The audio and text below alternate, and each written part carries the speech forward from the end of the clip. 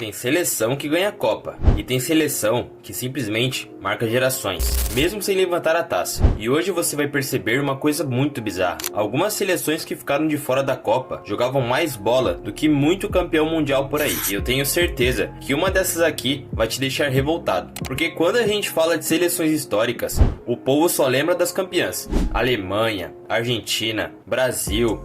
Mas existem seleções que simplesmente amassaram épocas inteiras e mesmo assim nunca conseguiram conquistar o mundo. Algumas por azar, outras por política e algumas porque o futebol é cruel demais. E vamos começar com uma seleção que muita gente subestima só porque é pequena. País de Gales. Respira fundo, capitão Gareth Bale. Vai pra cobrança da falta, perna esquerda, golaço! Gol! Os caras tiveram simplesmente um dos jogadores mais absurdos da geração, Gareth Bale. E não era só o Bale não.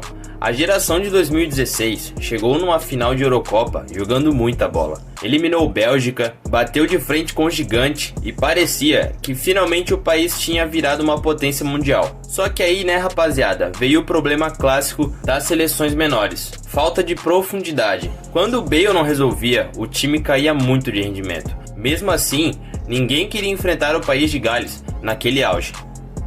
Polônia. A Polônia é aquele caso que dá raiva, porque no papel sempre parece forte, e quando você olha para os nomes, fica ainda pior. Robert Lewandowski carregou essa seleção nas costas por anos, e mesmo tendo um dos maiores centroavantes da história moderna, a Polônia nunca conseguiu virar uma seleção realmente assustadora. É aquele time que chega, parece perigoso e do nada some. Mas o mais louco é que historicamente a Polônia já foi muito forte. Anos 70 e 80, os caras batiam de frente com qualquer seleção do planeta. Só que parece que sempre faltou aquele detalhe para virar um gigante de verdade. Ucrânia.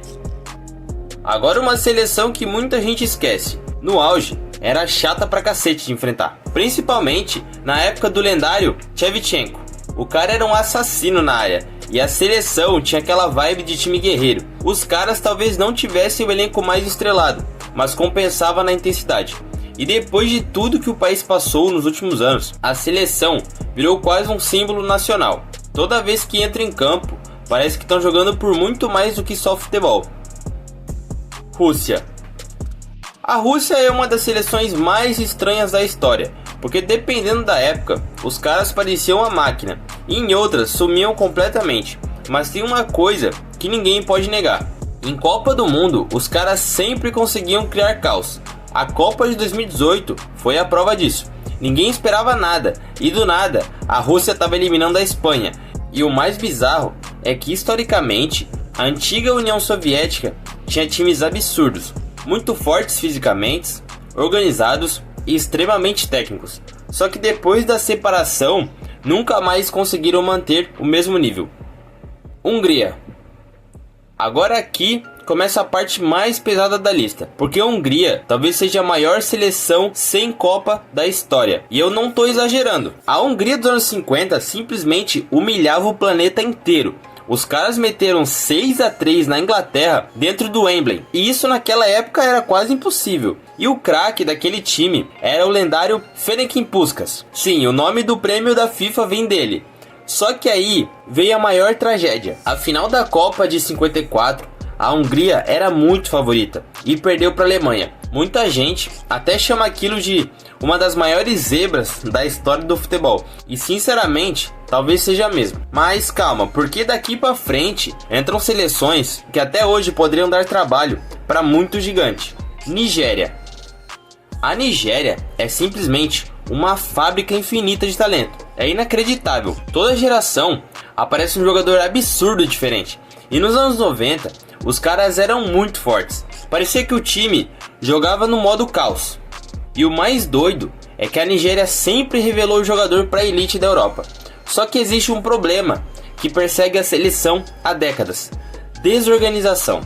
Muita troca de técnico, problemas internos, pressão política, porque no talento puro, a Nigéria podia tranquilamente ter chegado muito mais longe em Copas, tá? Dinamarca. E mano, a Euro de 1992 é uma das mais históricas e mais absurdas do futebol. Os caras literalmente entraram de última hora e foram campeões. Isso parece até um roteiro de filme. E mais recente, a geração do Christian Eriksen mostrou que a Dinamarca continua sendo o protagonista. É um time sem tanto estrelismo, mas extremamente coletivo. E seleção coletiva em torneio curto é sempre perigosa. Camarões. Agora vem uma seleção que merece muito mais respeito histórico, porque antes de várias seleções africanas aparecerem, quem abriu a porta foi Camarões. E a Copa de 1990 foi histórica. Os caras chegaram numa quarta de final jogando sem medo nenhum. E o símbolo daquela seleção era o lendário Roger Milla. O cara comemorando na bandeirinha virou imagem eterna da Copa. Mas o mais impressionante é que Camarões sempre revelou jogador monstruoso. Samuel Eto'o, por exemplo, é facilmente um dos maiores atacantes africanos da história. E mesmo assim, parece que a seleção nunca conseguiu transformar todo esse talento em um projeto realmente vencedor. Agora talvez a seleção que mais vai fazer falta nessa Copa: Itália. Itália talvez seja a maior ausência dessa Copa. E isso é simplesmente bizarro, porque a gente está falando de uma seleção tetracampeã do mundo.